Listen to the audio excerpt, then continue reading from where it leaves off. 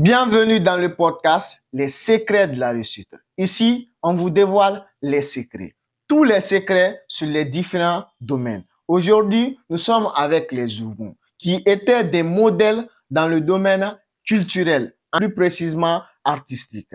Alors, les jumeaux, si vous devez vous présenter pour nos followers, comment vous vous présenterez?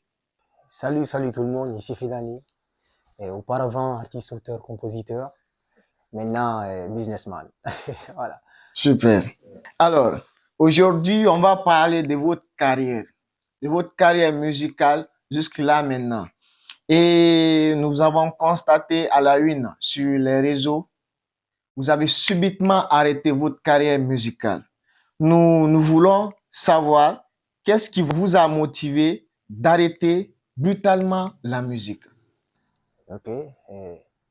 Bon, d'abord, c'est dû à plein de trucs, beaucoup de choses.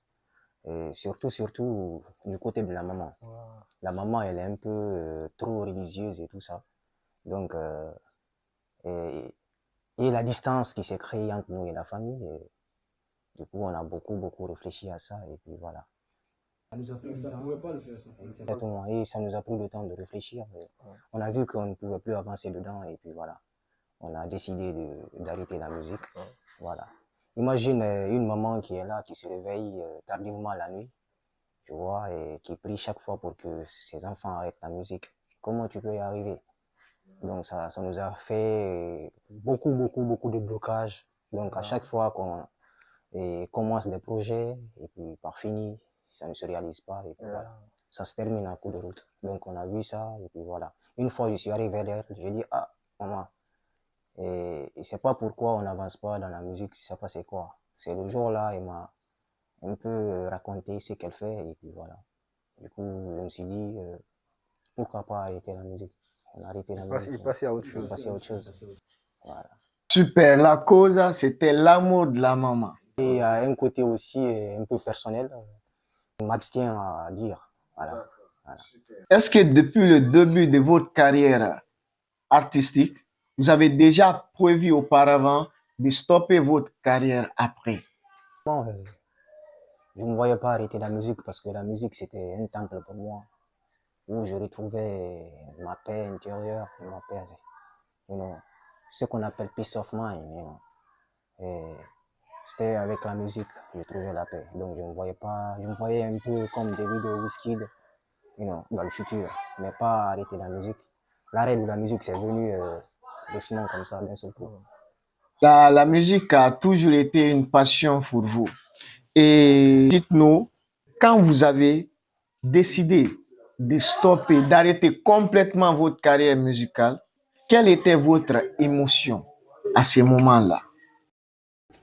On en avait marre. Ouais, on en avait marre maintenant. Plus rien ne nous motivait maintenant à Exactement. chanter. Il n'y avait plus l'amour là qui nous retenait. Voilà, il n'y avait plus l'amour là. Donc on s'est dit, pourquoi ne pas arrêter? Et le jour qu'on a dit à la maman qu'on arrêtait la musique, de toute façon, il était comblé de joie et tout ça. Du coup, je me suis dit, ah, on a duré, on a assez duré. You know. Et moi, j'ai une maman qui pleure chaque fois, you know, et que ses fils sont dans la musique et tout ça. You know, la distance qui s'est créée entre moi et mes frères et mes sœurs. Donc, et actuellement, Dieu merci, depuis qu'on a décidé d'arrêter la musique, il y a ce lien-là qui est encore, et qui est toujours là maintenant, et voilà, et les frères maintenant. Tout voilà. est revenu à la normale. Exactement. Et comme le rêve de tout enfant, c'est de rendre heureux sa mère. Alors, ce grand Filani qu'on connaissait, ce Dieu vraiment magique qu'on connaissait, comment vos poches ont-ils réagi face à cette décision? Ah, bon, il y a plein de gens qui nous ont contactés, qui n'ont pas aimé du fait qu'on a arrêté de continuer, qu'on a du talent, que la Guinée a besoin de nous et tout ça. Mais dans la vie, nous prions tous pour la paix. Et à un moment donné, dans la musique, on n'avait pas ce qu'on appelait la paix. Et on souffrait trop. C'est un truc un peu, you know, spirituel et tout ça, mais je n'avais plus cette paix qu'elle me donnait avant la musique. Et maintenant, la souffrance là, avec la souffrance là et tout ça, et rien n'avançait. C'est pas comme si, c'est pas par manque de courage ou quoi que ce soit. C'est Parce que on n'avait plus la paix. Ouais. Donc on s'est dit d'arrêter la musique. Voilà. Et maintenant, j'aime bien ma vie. La vie que je vis aujourd'hui, j'aime bien. Et puis voilà, ça avance un peu. Voilà. Exact. Imaginez, vous passez plus de 5 à 6 ans, voire même des années, en train d'exercer un métier. Subitement, vous arrêtez. Avez-vous vécu une forme de deuil, comme celui d'un rêve à briser? Oui. Bien sûr, bien sûr. Et comment vous étiez senti à ce moment-là? Quand une porte se ferme, Une autre s'ouvre, forcément. exactement. Donc, dès qu'on a arrêté la musique, un autre chemin s'est présenté. Je me suis dit, ouais, voilà, c'est bon, il faut qu'on arrête. On a suivi ce chemin et Certes, ça fait mal, mais ça bon, fait- voilà. ça va aller, c'est la vie. Quand je réfléchis des fois et quand j'écoute mes chansons qui sont même pas encore sorties, je me dis, ah, pourquoi j'ai arrêté? Mais je me dis, ah, c'est la vie. Ouais. C'est la vie. Chacun son chemin. Exactement. Exact, exact. C'est ce qu'on appelle la mission de vie. En regardant en arrière, que retenez-vous de cette carrière? Bon, le courage, parce que la musique m'a appris ce qu'on appelle ne pas lâcher. Yeah. Quand je commence quelque chose, dès que j'ai pas le résultat, je n'abandonne pas. Et ça m'a donné plein de relations et tout. Aujourd'hui, je peux être producteur, je peux être manager et tout ça. Donc, C'est dans le projet même, c'est dans nos projets. exactement, exactement. Et voulez-vous partager une anecdote puissante, particulièrement sur votre carrière? Ouais. Le jour que Maestro Musique nous a contacté, qu'il est intéressé à nous et qu'il veut nous produire. C'est un producteur français. Voilà, le jour qu'il nous a contacté et puis il a fait écouter Lamine Girassi, notre chanson. En passant, gros big up à Diaf Girassi qui nous a soutenus. Maestro, Lamine Girassi, à tous ceux qui nous ont soutenus. Et à la structure Filani, sans oublier Popcan, Black Sinkun, Junior, big respect à vous, vous avez été dans depuis le début. Et malheureusement, on n'a pas continué le chemin. Et voilà, ils ont fait plein de sacrifices, ça. Il faut le dire. Il faut le dire. Voilà. Bon, le jour que Lamine Girassi nous a contacté, il était en France. Donc, à son retour, il va nous matraquer, qu'on sera connu par toute la Guinée, qu'il va faire une promotion. Et avec la chanson Ware Ware Dance. Voilà, et il nous a promis et il a fait. Donc ça nous a vraiment marqué. Donc, voilà, c'était mon jour. Voilà, on était joyeux tout ça parce que c'était la première fois. Voilà. Super. Alors dites-nous, après cette décision, une année, 2 années plus tard, envisagez-vous de revenir à la musique? Non. C'est fini avec la musique. On est passé à autre chose. Je me vois aujourd'hui plus dans l'entrepreneuriat, dans le business que dans la musique. Certes, on écrit, on a des sons qu'on compte donner aux autres artistes. Voilà, en passant, on a même une application en place, Trego. Voilà. Donc, allez-y, téléchargez l'application et voilà. Inscrivez-vous. C'est la vente et location des voitures. Et donc, vous pouvez facilement acheter ou louer des voitures sur l'application.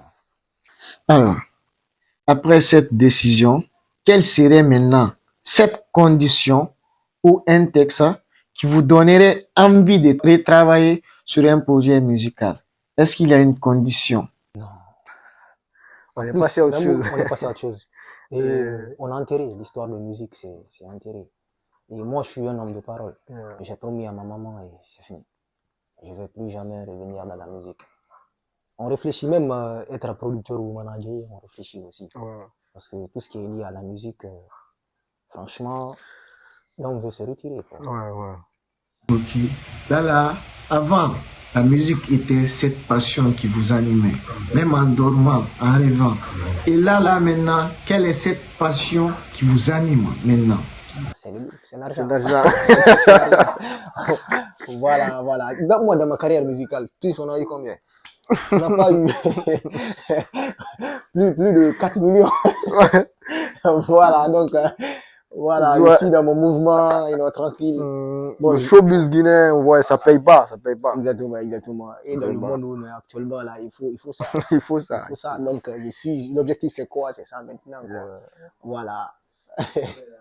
Alors, aujourd'hui, nous remarquons dans la musique guinéenne, un artiste peut avoir du succès, avoir de l'argent, et après ce succès, il se retrouve avec 0 francs.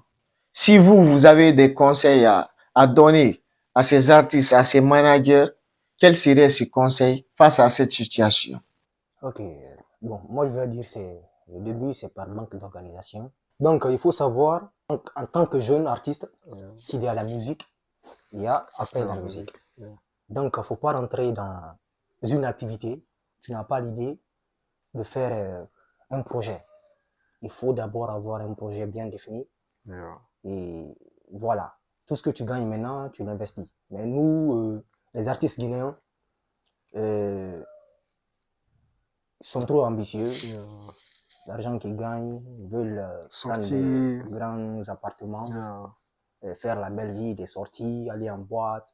Ça paye pas. il faut un projet en place. Et quand tu as un projet bien défini, l'argent que tu gagnes, tu l'investis dedans. Le succès, ça ne dure qu'un temps. Voilà, parce que le succès, ça ne dure qu'un temps. Voilà. Et le temps là, c'est pas beaucoup. C'est compté. Donc, il faut profiter au max quand tu es en plein succès.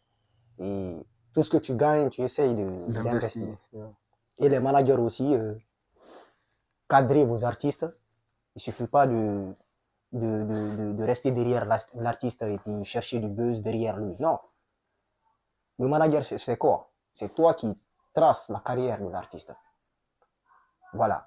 Et lui dire comment il doit gérer son argent, comment il doit faire ses trucs. Mais c'est pas en cherchant du buzz. Donc, c'est le conseil que je donne aux managers. Merci pour ces conseils. Les managers, les artistes, vous avez écouté ces conseils-là. Je pense que vous devez passer maintenant à l'application de ces conseils. Alors, l'ancien groupe Filani, nous sommes avec Alka et Twins. C'était ça, n'est-ce pas? Et nous sommes maintenant à la fin de ce podcast. Si vous pouvez donner vos derniers conseils, c'est-à-dire les derniers mots avant de clôturer ce podcast, vous pouvez le faire maintenant. Le conseil que je vais donner à cette nouvelle génération, c'est quoi? C'est de se projeter. Quand tu es dans une activité, tu vois à la longue que ça ne t'apporte pas. Mon frère, ne le force pas. Ne force pas. On prend notre chemin. Donc, c'est un peu ça. Merci. Nous sommes maintenant les entrepreneurs. Et dans juste une année, nous allons revenir encore, on peut dire pour un nouveau podcast, mais cette fois-ci en entrepreneuriat. Machallah. Alors, c'était Mohamed 224 motivateur.